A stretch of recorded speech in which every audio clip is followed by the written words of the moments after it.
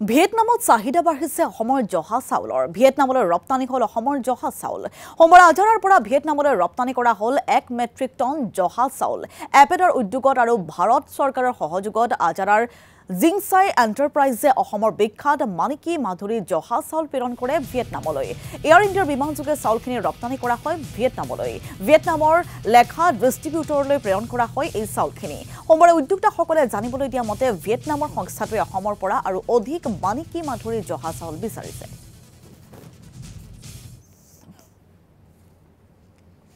আমি এটু মানে আৰম্ভ কৰিছিলোঁ 6 ফেব্ৰুৱাৰীত আমি লগ পাইছিলোঁ এপেডাৰ মিটিংখনত যিজন বায়াৰ আছে আমাৰ ইম্পৰ্টাৰ তো তেওঁ মোৰ ঘৰত আহিলে মোৰ ঘৰত জহা চাউলৰ ভাত খালে জহা চাউলৰ ভাত খোৱাৰ পিছত তেওঁ মানে চেম্পল লৈ গ'ল প্ৰথম 20 কেজি তাৰপিছত দুবাৰ আৰু মই পঠিয়ালোঁ তো তাৰপিছত এই 1000 কেজি যাব টোটেল আমাৰ 20000 কেজিৰ অৰ্ডাৰ আছে উইথ ভিয়েটনাম তাৰপিছত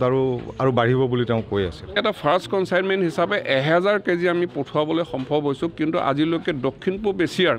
কোনো দেশলৈ আমাৰ চাউল ৰপ্তানি হোৱা নাছিল